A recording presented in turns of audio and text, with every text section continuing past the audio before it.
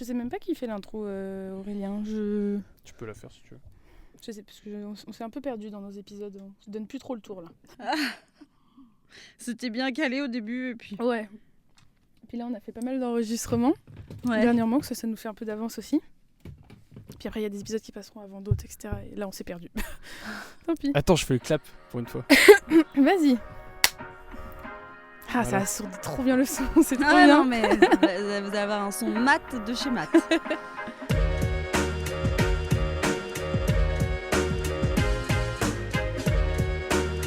Bonjour à tous, nouvel épisode de Podcraze et celui-ci c'est le 10e déjà. 10e épisode. 10e épisode Aurélien. Ah oui. Donc nous c'est l'émission qui est audio qui aborde la musique à travers des parcours artistiques, ça c'est notre devise. Et donc vous pouvez nous écouter toutes les 3 semaines sur toutes les plateformes d'écoute et aussi sur YouTube. Et donc on vous remercie toujours autant de nous faire un si bel accueil sur ce podcast. On a Ouais. passé la barre des 1000 abonnés sur Instagram, enfin bref, ça ne fait qu'augmenter, donc merci à vous. Aujourd'hui nous sommes en compagnie de Madeleine Anne. Bonjour. Merci à toi d'être sur le podcast. Tu fais partie du groupe du même nom, mais écrit plutôt donc version bretonnante. Et on est à Camaret, chez toi aujourd'hui. C'est toi qui a choisi ce nom, Madeleine Anne. Ben, en fait, au départ, j'ai commencé toute seule en tant que chanteuse. Oui. Donc voilà, mon prénom c'est Madeleine, mon Oui. nom c'est Anne. Mm.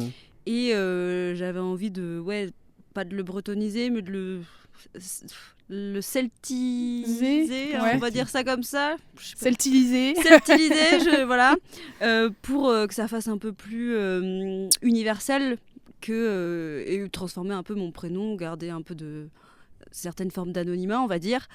Et comme j'ai commencé à faire des chansons toute seule, d'abord avec un artiste qui s'appelle Robin Foster, un Anglais qui est ici à Camaret. Après, quand on a les autres membres du groupe m'ont rejoint petit à petit, on s'est dit donc qu'est-ce qu'on va faire Est-ce qu'on... Quel nom Ouais, le nom, alors c'est pas que la chanteuse, c'est un groupe. On me dit il y en a qui font ça. Il y a le nom du chanteur, du lead un peu, et le groupe derrière, et on s'entend en tant que tel, quoi. Voilà. Il y avait un accord de principe déjà. C'est ça. Pas de jaloux, mais voilà. Le nom était déjà un petit peu connu, donc on s'est dit si on reprend un nom de groupe, ça va perdre derrière. un peu cette notoriété-là, c'est pas facile à relancer. Il y a encore un travail de Voilà. de se faire connaître sous un nom de groupe, et honnêtement, des noms de groupe, faut les trouver. Ouais, c'est clair. C'est clair, pas facile. j'imagine Je bien. confirme, moi, mon groupe de musique, le nom, il ne veut rien dire. Ouais, Donc voilà. c'est pour dire... Il faut aller le chercher. il Quoi. faut aller le chercher. Donc c'est un peu comme un quintet, qu'on appelle ça, quartet, Quartet. c'est Quartet. ça pourrait être. Ouais, on ça. est 4. Donc moi au chant, Gaëtan à la guitare, Olivier à la guitare et aussi au clavier, et Brendan à la batterie. On en reparlera pendant Ouais, un peu plus cette tard, petite heure. Eh bien, donc, du coup, si tu le veux bien, on va te demander du coup si tu pourrais donc te présenter, savoir du coup d'où tu viens, quelles sont quelle est à peu près tes origines, qu'est-ce que tu as comme rapport avec la musique bretonne Oui, ton parcours musical finalement jusqu'à aujourd'hui. jusqu'à aujourd'hui, où on est à Camaret. Ok, je vais essayer de la faire courte. Ah non, tu peux, on a peux tout le détailler. temps, tu peux détailler. C'est vrai que j'ai un parcours un peu atypique par rapport à des gens qui ont une formation, ou comme si c'était un peu tout tracé comme voie la musique. Moi au départ, déjà je suis née à Cherbourg, donc je suis d'origine normande. Donc déjà ça c'est quelque chose en soi. Et j'ai fait des études qui n'ont rien à voir avec la musique, mais j'avais toujours cette passion-là en fait. À côté, ouais. Voilà, depuis que je suis gamine, j'adore chanter. J'ai été bercée avec Céline Dion par ma mère, les Spice Girls dans les années 90, enfin vraiment des choses très variées, mais qui pour moi sont quand même importants parce que c'est mon enfance, c'est ma jeunesse, et c'est ça qui m'a donné envie de chanter. Donc j'ai pas du tout honte de ça. Et puis après j'ai fait un bac littéraire et j'ai fait option musique et théâtre, donc j'étais un peu dans le milieu artistique on va dire, mais à 16 ans j'en ai eu marre de tout ça, et j'ai toujours vécu près de la mer et j'ai toujours été fascinée par le milieu maritime, et je me suis dit je veux travailler au contact de la mer, quoi. Ok. Donc, oui. ouais. Donc à 16 ans, je dis à mes parents, moi je veux faire marin-pêcheur. Bon, ça n'était pas du tout bien reçu. Voilà, j'ai commencé à faire mes propres recherches et on m'a dit non mais t'es une gonzesse, laisse tomber. Voilà, donc je me suis tournée, j'ai fait de l'ostréiculture. Ok. Donc j'étais dans le milieu maritime quand même, quoi. Et de fil en aiguille, donc après mon bac littéraire, j'ai refait un bac pro, j'ai fait un BTS.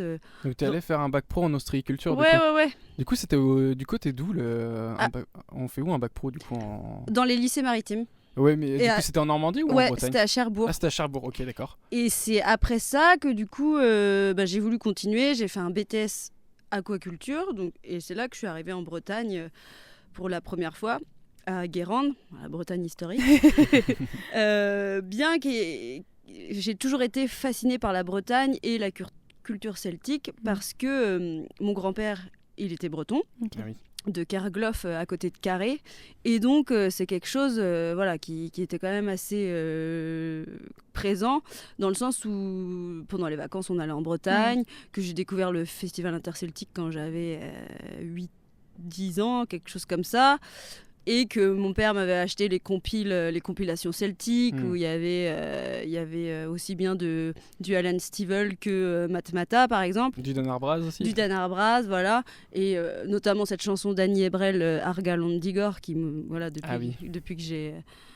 je sais plus quel âge, petite quoi, qui me fascine et que je comprends rien à la langue, mais c'est trop beau, et voilà, c'est tout cet univers-là, quoi.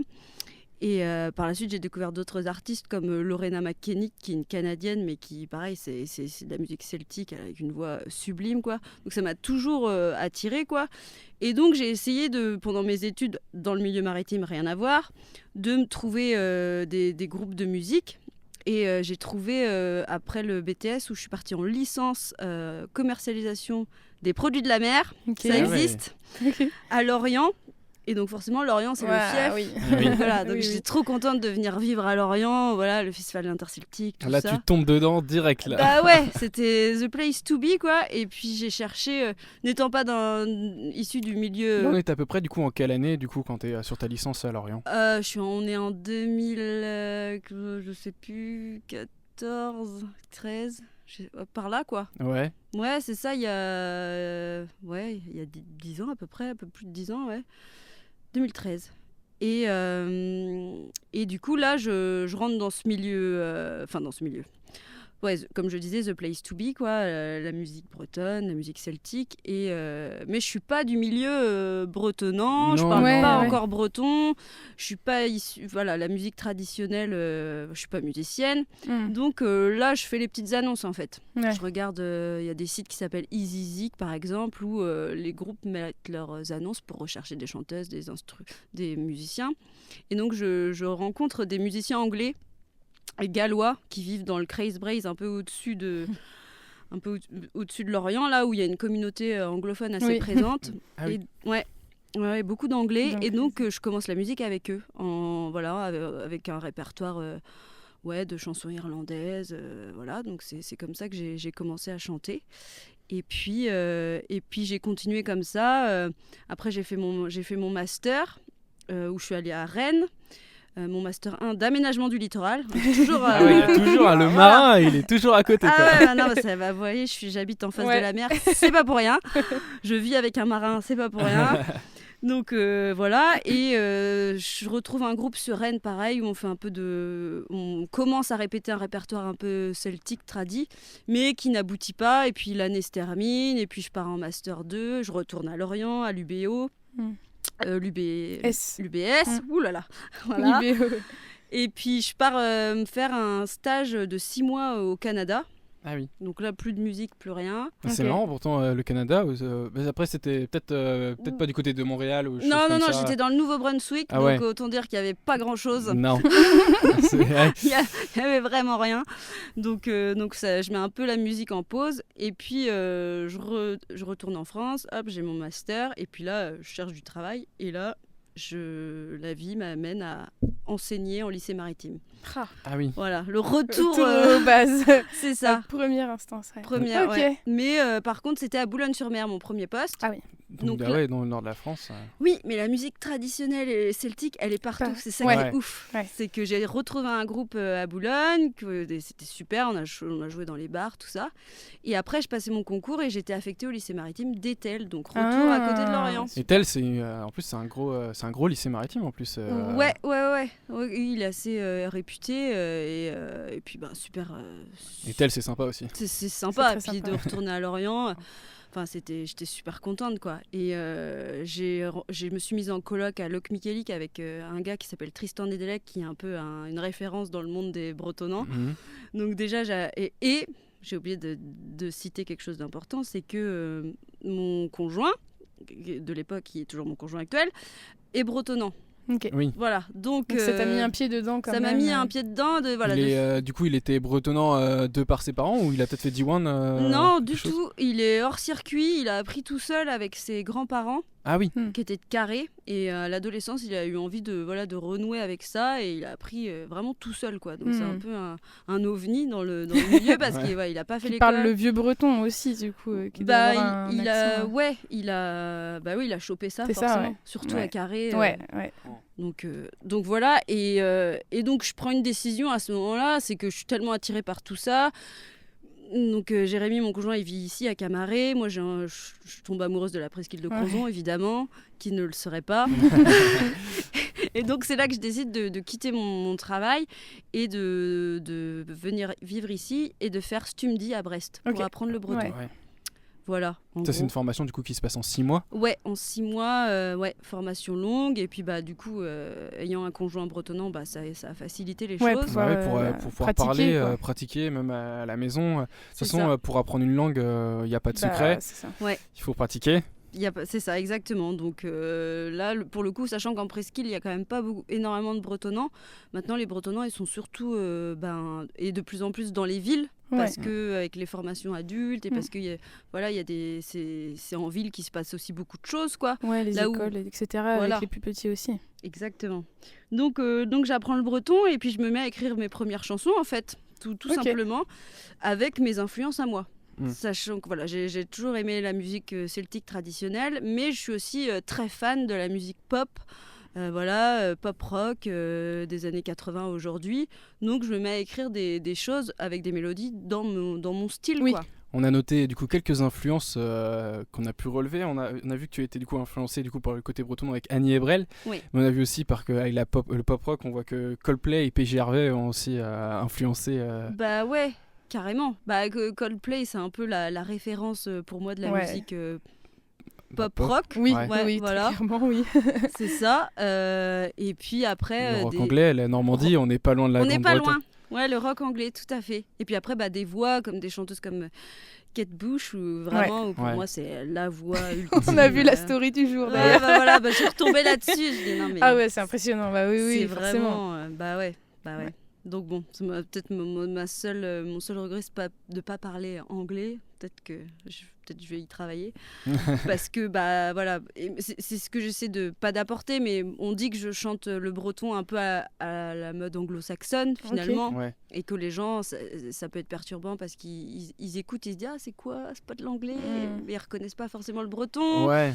Mais moi, voilà, c'est comme ça que je veux le chanter, parce qu'avec la musique qu'on fait autour, c'est comme ça que ça fonctionne, quoi. Ouais, parce que ça rentre dans ce domaine-là très pop rock aussi, quoi. On n'est pas sur du tout breton avec des instruments bretons derrière, donc. Et la comprend les rythmique influences. aussi est différente, donc la mélodie aussi, donc ça amène ça, cet accent, enfin ce chant à la mode anglo-saxonne, on va dire. Et en parlant d'anglo-saxon, donc en arrivant ici, je rencontre Robin Foster, qui est un multi-instrumentiste, et avec qui je fais mes premières... je travaille sur des compos, et notamment une reprise de Kate Bush. Et voilà, et de fil en aiguille, ça va très vite, parce qu'on lui propose une carte blanche au Festival du Bout du Monde, en 2019. Donc moi, du jour au lendemain, je passe de chanter dans des bars à devant 4000 personnes à peu près, quoi. Parce que là, le groupe, il n'existait pas Il encore. existait pas. Tu étais, toi, chanteuse. Voilà, toute seule, Solo. voilà, et je fais un featuring avec Robin Foster et Dave Penn du groupe Archive. Enfin bref, le truc du jour au lendemain, quoi. Et voilà, et là, je me dis, ouais, qu'est-ce que je fais de ça, quoi. Et j'ai envie de continuer, et c'est là que Gaëtan, le guitariste qui bossait aussi un peu avec Robin, nous dit, vas-y, on monte fait un quelque truc, chose, quoi. on fait quelque chose, Ouais. on va plus loin que 2 morceaux que t'as fait, et puis c'est là que l'aventure a commencé. Avec le confinement, qui est arrivé en même temps, qui Ouais. nous a permis de D'avoir travailler. le temps de pouvoir penser à tout ça aussi. Parce que du Ouais. coup, t'avais pas forcément pris de travail en arrivant dans le coin non plus. Tu partais sur l'idée de. Et si, justement, Si. Ah oui. ça, c'est marrant la vie des fois, comment ça se passe. C'est que le jour où je joue au bout du monde, je suis derrière, là, dans les coulisses, à pas trop réaliser ce que je vais faire. Et là, j'avais postulé pour être prof dans une MFR, une maison familiale et rurale. Et là, la directrice qui m'appelle, je vous propose un entretien et tout. Je suis sur scène. Maintenant, là, ça va être chaud, là. Voilà, et en même temps, il y a le côté un peu rationnel qui reprend le devant. Il dit, j'ai quand même besoin d'un boulot, faut que... voilà. Et donc, j'y suis allée, quoi. Donc, et puis, il y a eu le confinement, et puis après, plus le projet prenait de l'ampleur, parce qu'après, il a fait que grossir, entre guillemets. Il y a un moment où j'ai dû quitter ce travail, donc l'année dernière, parce que j'y arrivais plus, en fait. Ouais, de pouvoir tout concilier et après. Ah non, c'était pas possible. J'ai frôlé le burn-out. Déjà, j'étais jeune maman, prof dans des conditions pas forcément faciles, avec des jeunes pas faciles. Oui. Ouais. Et la musique qui nécessite un travail et un investissement important si on veut que ça fonctionne aussi. Donc voilà, je me suis dit, allez, pourquoi pas tenter d'avoir le statut d'intermittent et y aller à fond, quoi. Ok. Donc voilà. Ok, quel parcours. Donc du coup en fait en 2020 c'est en 2019 du coup que tu rejoins que tu fais une scène avec Robin Foster, c'est ça? Ouais. Et du coup donc du coup après Robin Foster, qu'est-ce qui se passe? Il y a peut-être un déclic à se dire OK, bon là du coup tu as ce coup de fil pour ce poste, mais tu te dis, c'est là où tu te dis, il y a peut-être moyen de faire quelque chose, il y a peut-être moyen du coup de monter sur scène, d'en faire mon métier, même si c'est quelque chose, je pense, qui passe pas par la tête, de se dire, là je vais être chanteuse, entre guillemets. Ouais, c'est ça, c'est un peu comme quelque chose d'inaccessible, et puis surtout, moi, je m'étais jamais posé la question de faire mes propres chansons, quoi. C'est tellement... facile de t'interprétais celle des autres jusqu'à maintenant. Tu choisis un répertoire, tu travailles des chansons.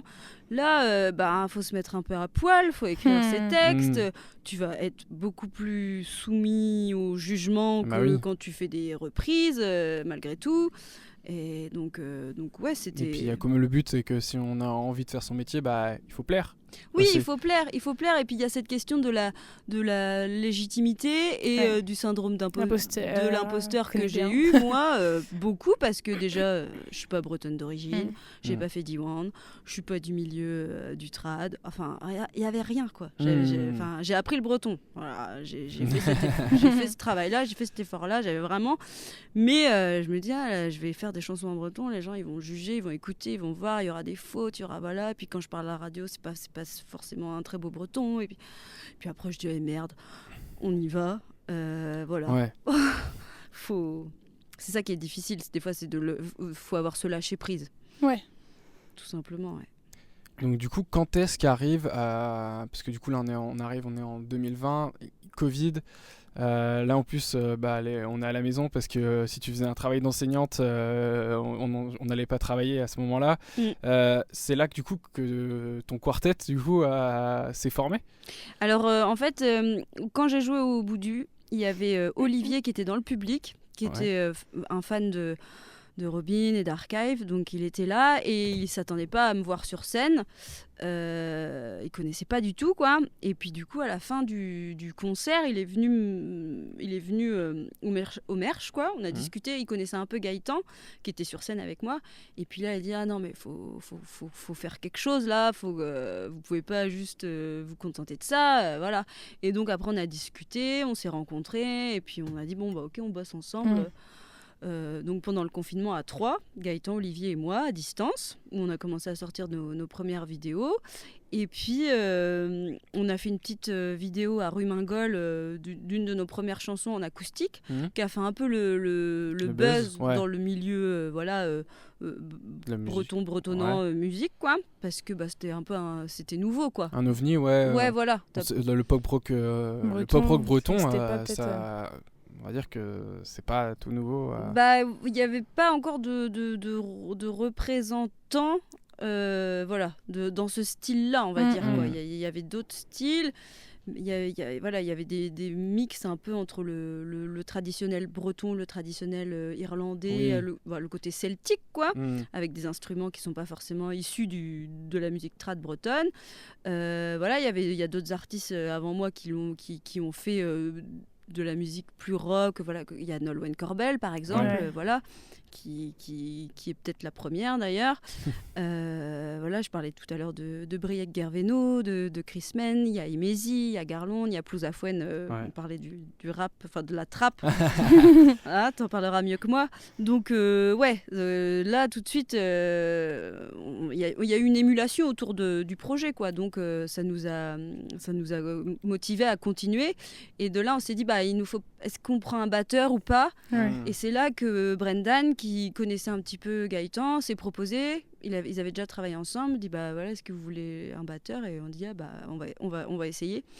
Et on a bossé sur une chanson en coup qu'on a joué, je me rappelle, à Gourin chez Cévénéan.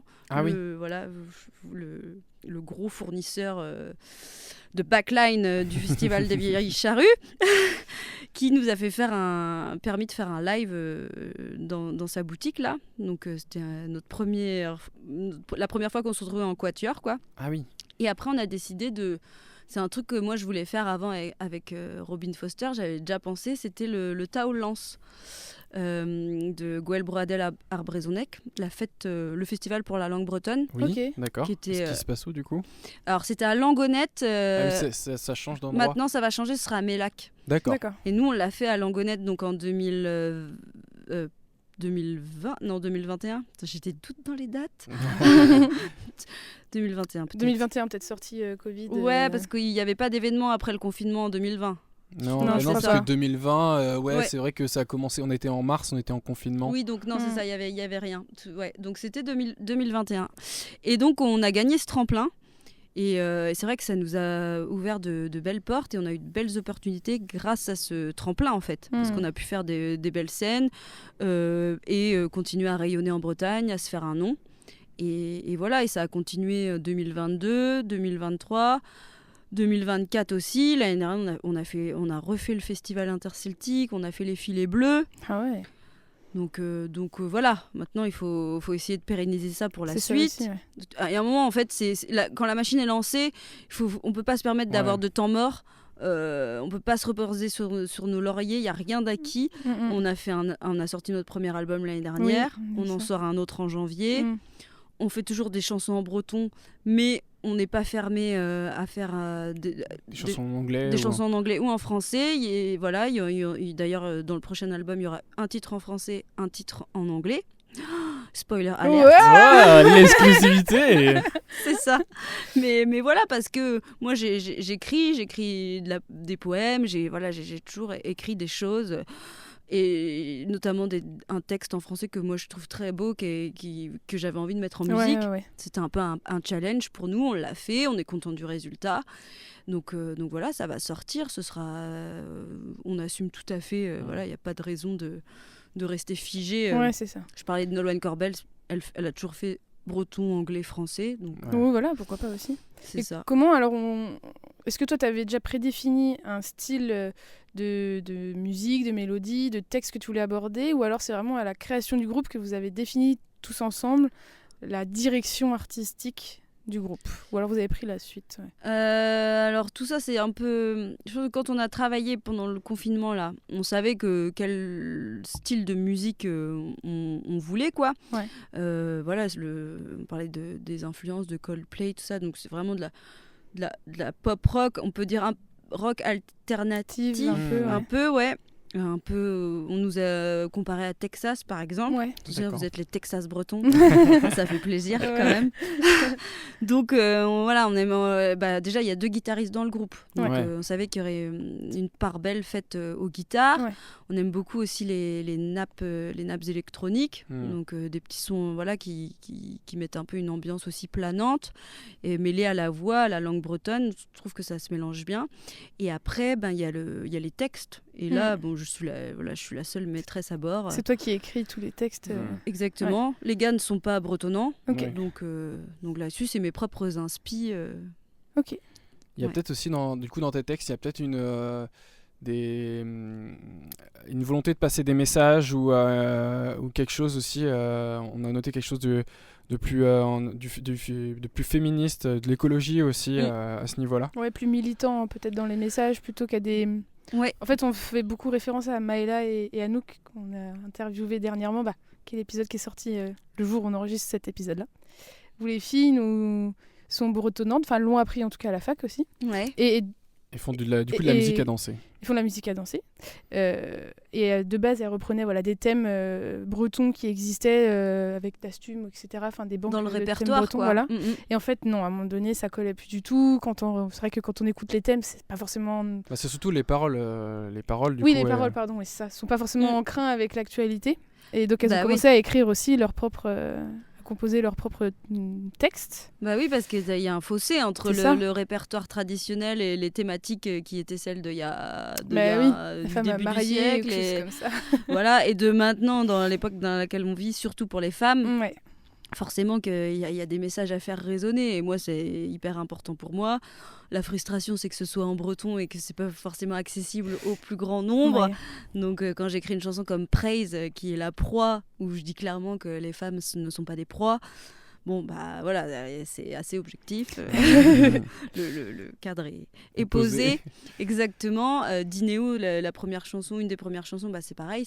C'était un peu pour faire le pont entre justement avant où les femmes n'avaient pas le choix, où en Bretagne il y avait les basses valandes qui étaient chargées d'entremettre les mariages entre les jeunes hommes et les jeunes filles. Et il n'y avait pas le choix, quoi. Heureusement, cette époque, elle est révolue. Donc voilà, je parle de ça. Et après, l'écologie, oui. Vous voyez, je vis dans une yourte. Hein, c'est d'avoir une empreinte carbone c'est assez faible. Possible. Voilà, de vivre un peu en accord avec la nature le plus possible. Et donc j'en parle aussi. Moi, je me sens assez concernée par toutes ces problématiques-là. Et puis après, globalement, je suis sur ces thématiques-là. Et puis aussi des thèmes un peu plus légers, parce qu'il faut bien se marrer un peu aussi quand même. Bah oui. Ah oui, c'est clair. Sinon, voilà, on est en novembre, les Miss Du, là, c'est les mois noirs. C'est pas la période la plus réjouissante de l'année. Ouais. Là, on a sorti une toute nouvelle chanson, Scriva, qui parle de l'inspiration. On a fait un clip hyper... Alors le clip, franchement, il faut aller le voir parce que il part dans tous les sens, il est Ouais, génial. Voilà, on s'est dit, allez, on a envie d'un truc léger et de se marrer. Parce que c'est pas toujours drôle, des fois. On pense que faire un clip, c'est facile. Là, non, c'est pas toujours facile. C'est du taf. Et là, on avait envie de dire, ok, on va le faire ce taf, mais on va rigoler. Et on a envie que ça se transmette et que les gens ils prennent du bon temps pendant 3 minutes 30. Ouais. Voilà. Donc du coup, en 2022, vous sortez un EP du coup. Oui, la discographie, c'est ça. C'est d'abord un premier EP, donc c'est les 4 chansons qu'on avait bossées pendant le confinement. Et une inédite peut-être, parce qu'on a noté 5 titres dans du coup dans l'EP Varvor. Ah ouais, non, il y en a 4. Peut-être qu'on en a vu un 5e de trop. Oh. Et on va vérifier maintenant. Non, je les ai là même. Ah bah oui. J'ai tous les CD avec moi. Bah ouais. Je dis que ça peut servir parce que je connais pas tout par cœur. Ah oui, il y a aussi. Ah oui, mais il y en a un en live acoustique qui s'appelle Dinéo. Ah oui. Il y a Dinéo et Dinéo en live acoustique. C'est pour ça. Mais c'est peut-être que en ligne. Ah, alors, mais c'est c'était... Ouais, c'est ça. Ça a été ressorti après. Ah. Ouais. Non, Il y sur a le marqué EP même 2021. EP, sur l'EP physique, il y a 4... Il y a 4 titres. Ouais, il y a 4 titres. Mais après, on a ressorti effectivement sur les plateformes Ouais, c'est ça. une version acoustique. Donc lui, il est de 2021, ce premier EP. Ouais, c'est ça. Ok. Enfin, c'est un EP de groupe. Hein. Toi, à titre perso, t'avais pas sorti Ah non, moi de j'avais titre, rien sorti. J'avais sorti juste avec Robin Foster, j'avais sorti une chanson. J'avais fait la reprise et une autre qui s'appelle Mahunan. Et c'est tout. Ok. Mais c'était sous son nom à lui. Ah, lui, ouais. Ouais. Ok. Et donc en 2023, le premier album. Le premier album, Neve Zamzer. Donc là où il y a eu il y a 10 titres. Donc Album studio. ouais, du coup. album studio. On a pu le faire parce qu'on avait aussi remporté l'appel à projet de la Scarmore, en fait, des Leclerc Culture. D'accord. En fait, ils font un prix. Parce qu'on a vu, que tu avais du coup eu le prix produit en Bretagne. Ouais, alors ça c'était après. Ça c'était après. Donc d'abord on a été retenu pour cet appel à projet, donc ça, on a eu une dotation et ça nous a permis de financer l'album. Ouais, carrément intéressant. Ensuite, on a été en contact avec Aztec Music, qui est un label qui est sur Paris, qui a un peu contribué au renouveau de la musique bretonne dans les années 90 avec Dan Arbra, Soldat Louis, tout ça. Donc le boss de ce label-là nous a contactés. Et donc on s'est rencontrés, donc il était intéressé pour nous signer. Donc voilà, ça pareil, ça aide derrière pour avoir des financements et c'est quand même un soutien. Voilà. Et donc, qu'est-ce qu'on disait ? Oui, le prix. Le public produit en Bretagne. Ouais, le prix produit en Bretagne qui nous a. Donc, c'était un vote il y avait le prix du jury, c'est Ndiaz qui l'avait eu, et le prix du public. Donc, nous, on a remporté, ce qui nous a permis de jouer au Festival Interceltique. Ah oui. Ok. Pour la deuxième fois, parce qu'on avait déjà joué, parce que ça faisait partie un peu des prix quand tu gagnes le Taol Lance. Voilà, c'est derrière, ils avaient négocié pour qu'on puisse jouer. Donc on a joué 2 fois et on a 3 fois parce qu'on a rejoué cette année. Et là, invité, invité pour une soirée produite en Bretagne. D'accord. Donc voilà, on a rejoué 3 fois. Donc on jouera peut-être pas 4 fois. Mais on sait jamais. Mais moi, je peux mourir demain parce que le festival interceltique, c'était mon rêve. J'ai joué 3 fois, donc c'est bon. Avec en plus le nouvel album qui va arriver, pourquoi pas. Mon objectif, c'est la vieille charrue maintenant. Ouais. C'est une autre histoire. Peut-être refaire après le bout du monde, du coup tu l'as déjà fait, mais peut-être refaire le bout du monde. Le bout du, j'aimerais trop. Bah oui, je l'ai fait. J'ai Ouais, chanté avec 2 ton chansons groupe. quoi, avec mon groupe. Revenir avec mon groupe. Ouais. On verra après. La concurrence dans la musique, c'est. Ouais. Elle est rude. Oui. Cornouailles, vous avez fait aussi avec. Ouais, on a fait Cornouailles, on avait fait la première partie de Jane Birkin. Oh ouais. Ah oui. Ouais. J'avais pas payé ma place, je regardais de côté. De côté, vous voyez, c'est vrai. Ouais. Ah, non, Dernière fois que je l'ai vu aussi. Sur scène. On savait pas à cette époque-là, non. mais ouais, c'est un souvenir assez émouvant parce que nous, on était juste à côté de sa loge, quoi, et puis on a discuté un peu avec elle. Et c'est vrai que déjà, elle était, on l'a trouvée un peu fatiguée, quoi, et puis on s'est dit, oh là là. Sur scène, comment elle va gérer ? En fait, elle a géré pendant 2 heures. Ouais. Laisse tomber, quoi. Mais ça, c'est les grands artistes. J'ai vu un article qui passait et qui se posait la question sur... avant, les concerts, ils duraient 2 heures. Et on trouvait ça normal. Ouais. Maintenant, un groupe qui fait 2 heures... après là c'est parce que du coup on trouve que c'est une performance quand même. C'est ça. Mais avant ça paraissait normal 2 heures. Alors est-ce que je sais pas si maintenant on peut se dire que les gens font un peu moins peut-être sur scène. Après il faut quand même avoir du tenir 2 heures c'est quand même faut avoir énorme, de quoi produire 2 heures ouais, aussi. faut avoir le répertoire. Nous typiquement on joue toutes nos chansons, on joue 1h15, 1h20 avec les nouvelles qui vont arriver. Là on va pouvoir assurer le truc, c'est que quand on fait de nouveaux albums, de nouvelles chansons, forcément, on affine notre répertoire. On va en jarter certaines parce qu'on dit que sur scène, on les faisait parce que forcément, il faut de la matière aussi. Ouais. Mais il y a des chansons qui sont sympas à écouter et sur scène qui sont qui passent moins. Ouais, qui sont moins vivantes. Donc forcément, mais oui, le but, c'est d'avoir 1h30. Après, quand tu vas voir des groupes nouveaux au Charru, par exemple, ils jouent 40 minutes. Donc 40 minutes, tu peux vraiment montrer le meilleur de toi-même. Ouais, c'est clair que... Ah oui, après, tenir 1h30, 2 heures de show, c'est vrai. Et un festival comme ça, c'est au millimètre près. Hein. C'est ça. C'est 40 minutes 0-0. Hein. Exactement. Ouais, je me suis fait la réflexion l'année dernière, j'ai dit, putain, c'est... Il y a eu un groupe qui avait dû, l'année dernière, qui arrivait en retard parce qu'un problème de train et tout, et ils avaient pas pu faire les balances, et ils étaient pas là. Et je crois que... Alors je dis peut-être des bêtises, je veux pas m'avancer dessus, mais je crois qu'ils avaient dû payer carrément une assurance, enfin ils avaient dû rembourser une partie c'est possible. Donner de l'argent aux Vieilles Charrues par rapport à ça, il y a des clauses dans le contrat. Quand ça devient des gros festivals comme ça, je pense que parce qu'en fait, ils engagent aussi tellement d'argent en face. Du retard, c'est de l'argent perdu pour le festival aussi. Bien sûr. Hein. Non, mais c'est une usine à gaz, les festivals, et puis c'est compliqué parce que il y a de plus en plus de groupes. Ce que je disais, de plus en plus de concurrence.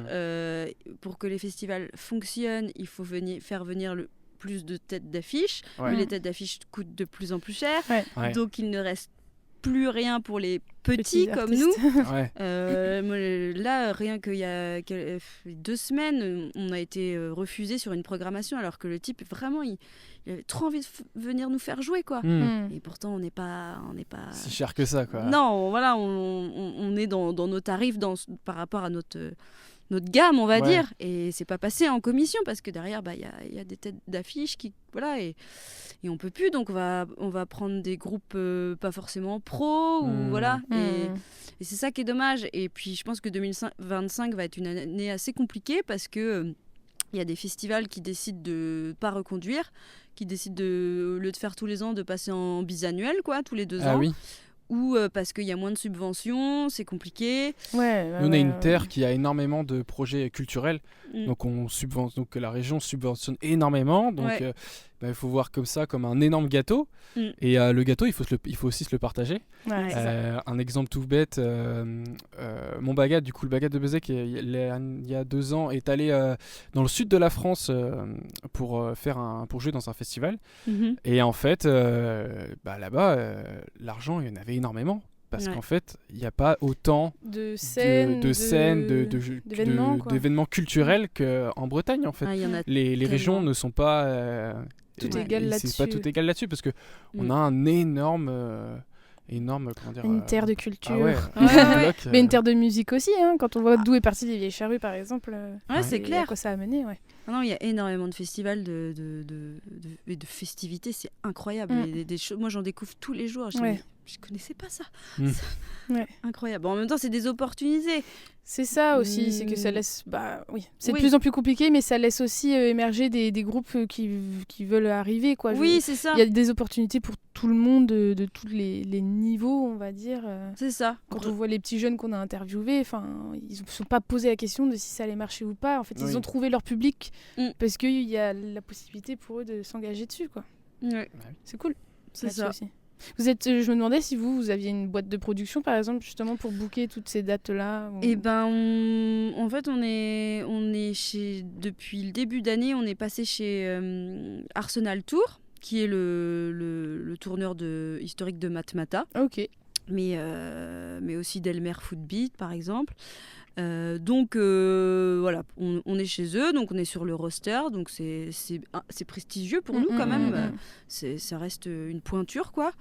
Après, il y a un gros travail de booking qui se fait par nous-mêmes, tout simplement, parce qu'un tourneur, il a plein de groupes, il peut pas forcément s'investir autant. Pour tous les groupes, c'est pas évident, et donc nous on fait aussi ce travail, et puis de toute façon tu es obligé de pas faire ce travail, de démarcher, et puis c'est un très bon travail, ça te permet de faire du réseau, et puis de rester au fait de ce qui se passe au niveau culturel dans les différents territoires, on est tous un peu en veille des endroits où on peut jouer, et puis après tu te projettes, on est jusqu'en 2026, quoi, parce que si c'est pas pour l'année prochaine, ce sera pour l'année d'après. Oui. Moi je me suis mise à Excel là, je chier de ouf. Statistique, probabilité. Ouais, c'est ça.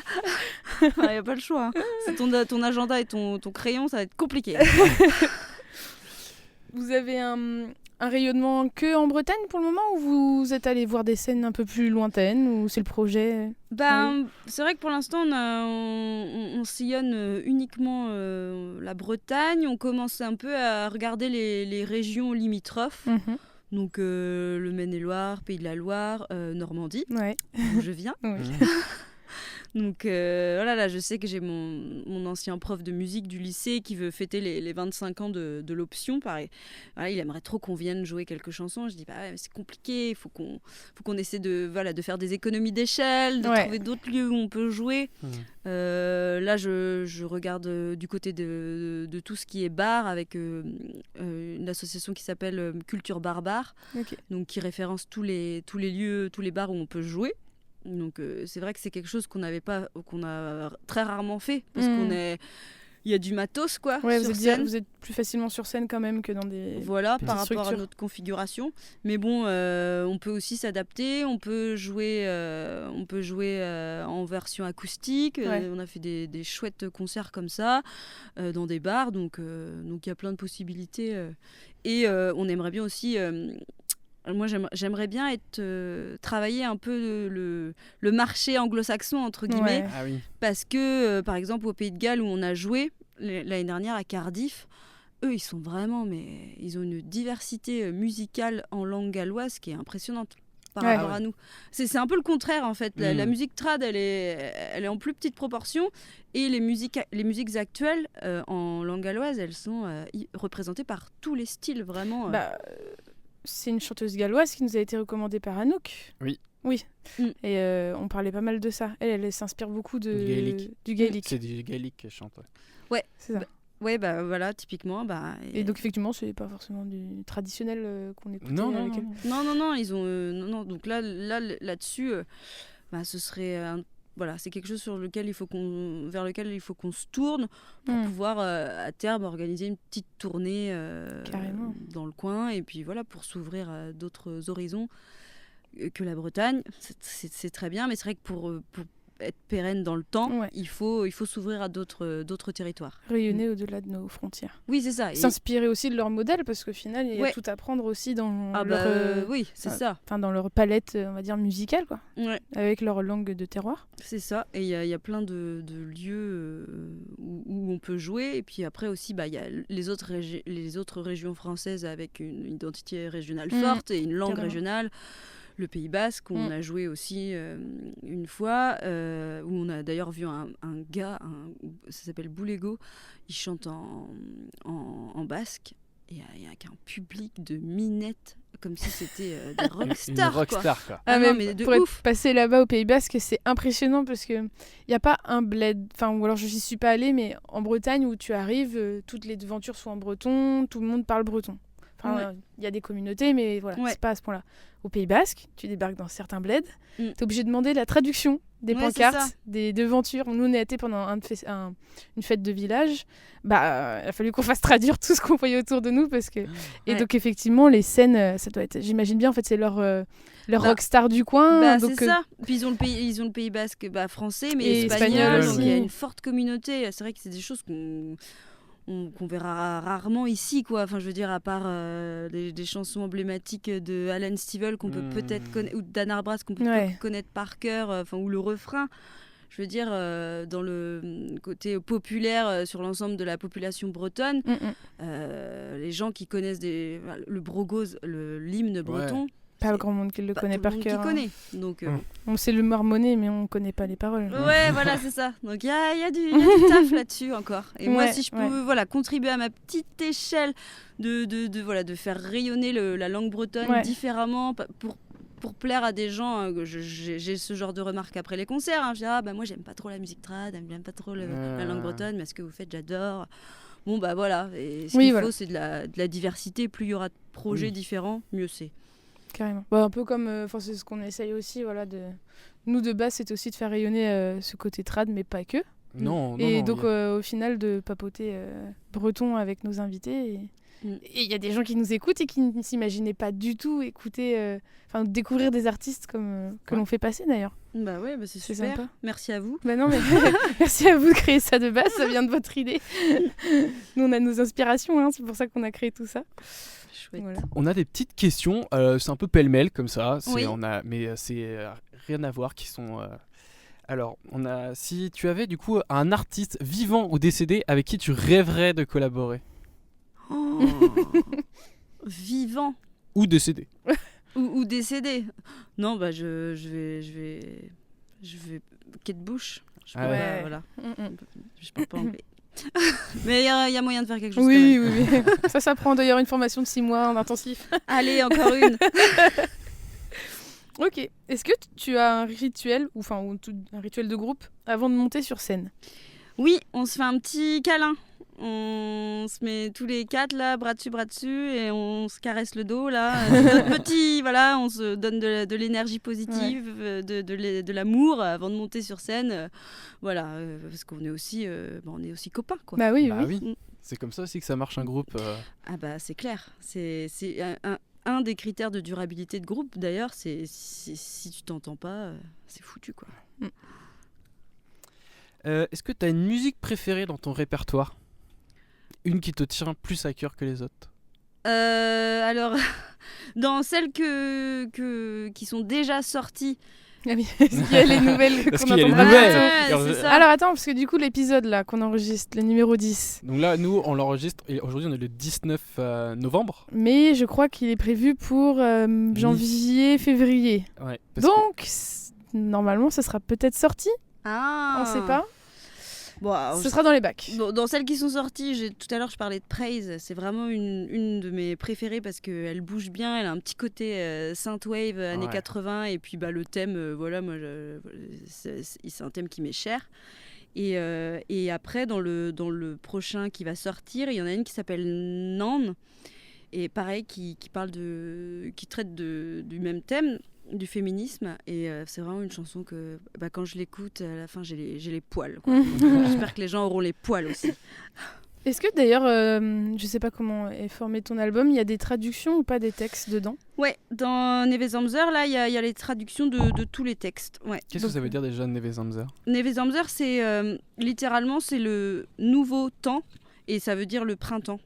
D'accord. Ok. Donc ouais, pour chaque chanson on a mis les traductions. Ah, c'est vachement intéressant ça, justement pour les non-bretonnants qui nous écoutent, Bah, qui veulent c'est aller ça. écouter, ils peuvent retrouver tes traductions aussi Et on le fera pour dans l'album, quoi. pour le deuxième aussi parce que c'est hyper important. Pour comprendre encore plus les textes, c'est ça. justement. Ok, non, du coup, alors que tu recommandes. Non, ça veut dire non. Non. Ok. Alors, est-ce qu'il me reste une petite question? Oui. As-tu. Ah oui, on va faire ça maintenant. On va passer du coup, vas-y, sur la rubrique anecdote. Ouais, c'est la rubrique anecdote. Non, on demande toujours à nos invités une anecdote de concert, de spectacle, de représentation, quelque chose qui t'a marqué, ou peut-être plusieurs d'ailleurs. Ouais, alors c'est sur la tournée de cet été là, il y avait un très beau moment, très émouvant. C'était à Big Meg.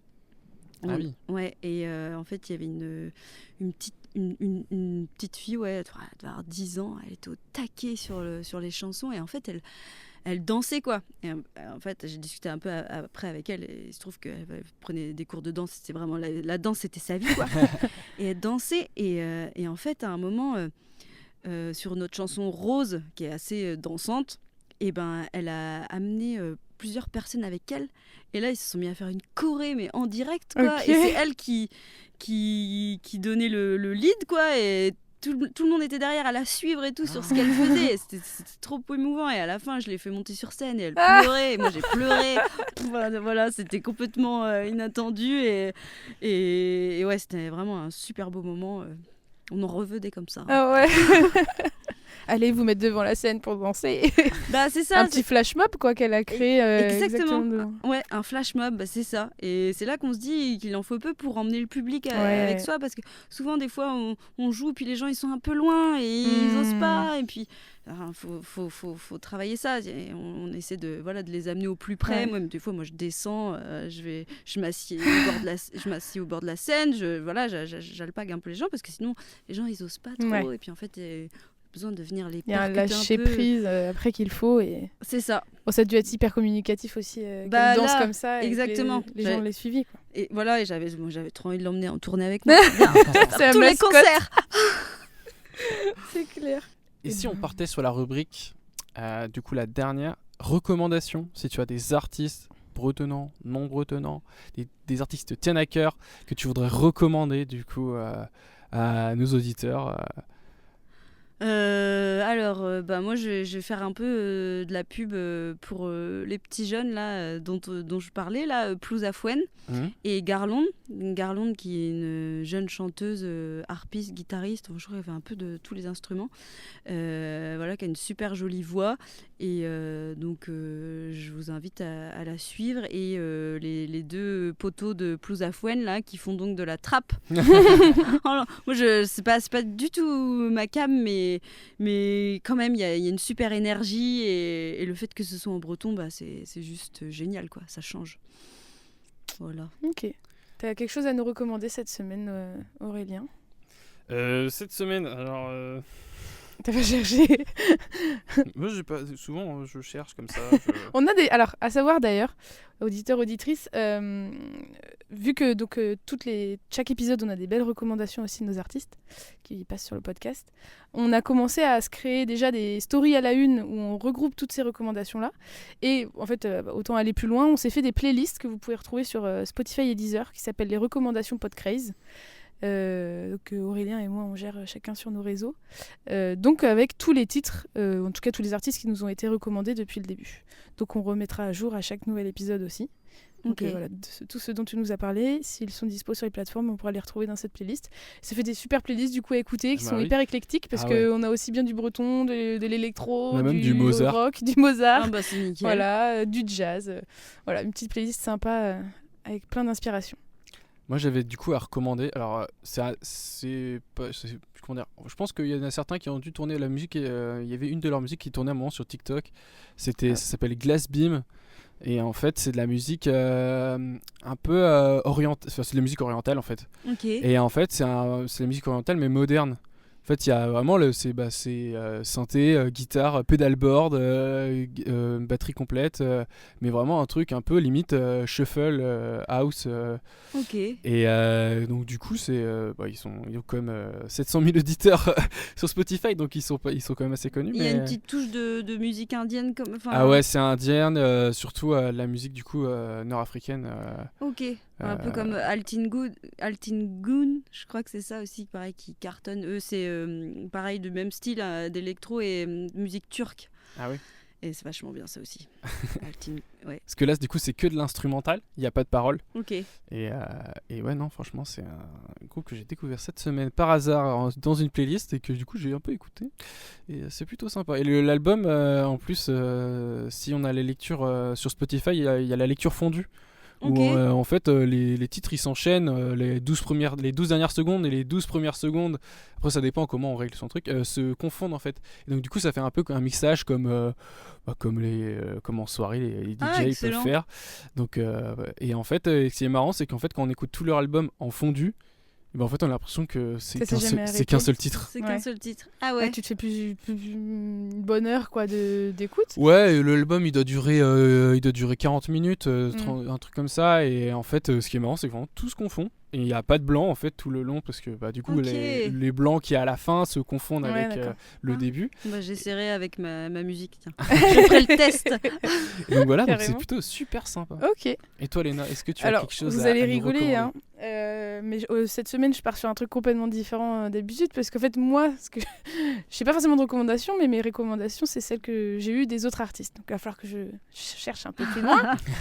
Donc là, vous devez tous peut-être connaître le monsieur qui a fait Dans ma cabane, dans ma forêt sur les réseaux sociaux. Ça te parle? Oui, ça me parle. On m'a proposé de le faire sur TikTok, mais j'ai dit non, je veux pas. Voilà. Déjà, j'ai fait TikTok, donc pas trop m'en demander non plus. Donc, mis à part ce buzz énorme qu'il a eu sur cette musique-là, c'est quand même en fait un chanteur et artiste à côté. Donc, il a sorti un album qui s'appelle Hendrik Airways. Voilà, par pur hasard, je suis allée écouter cette musique. Et en fait, son album est vachement bien parce que elle est beaucoup moins cliché et c'est donc du reggae, c'est du reggae. C'est complètement du reggae français, mais donc très comme sympa, quoi. qui s'écoute très bien aussi, voilà, d'une traite. Et donc à part dans ma cabane, dans ma forêt, il y a des belles, il y a des belles compos derrière. Voilà. C'est ça qui est bien, ça Ouais. permet de faire connaître autre chose. Ouais, c'est ça, un peu autre chose aussi. Mm. Et ben voilà, je crois qu'on va arriver sur la fin de l'épisode. Bah, du coup, merci beaucoup d'avoir accepté notre invitation, d'être avec nous, de nous accueillir du coup chez toi, Bah oui. Dans la yourte. dans la yourte. Là, Lieu ça- atypique, c'est bien. Mais tous nos visus de vidéos sur Podcraze sur YouTube seront complètement différentes, donc c'est trop bien. C'est bien. Et j'espère qu'on n'entendra pas la pluie et le vent. Non, je pense que ça non. va Je le pense faire. pas. Il a pas trop plu, c'était Non. Ça va. plutôt cool. Là, il vient de se mettre à peu près à pleuvoir, là, maintenant. C'est nickel, bon timing. Nickel. Et du coup, on va pouvoir te retrouver sur tous tes réseaux sociaux. Oui, tout à fait.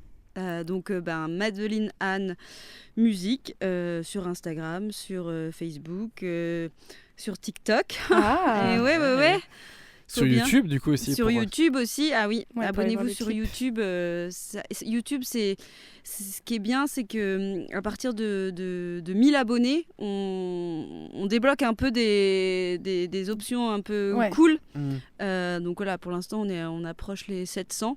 Donc voilà, Facebook, Insta, bon bah c'est bien aussi de s'abonner, mais c'est vrai que YouTube, c'est quand même L'abonnement est plus important Ouais. pour le retour en de tant l'artiste. qu'artiste, je Mm. dirais que c'est le plus important, ouais. Ok. Après, tu es aussi du coup dispo sur toutes les plateformes aussi. On peut t'écouter du coup sur Spotify et Deezer aussi. Tout à fait.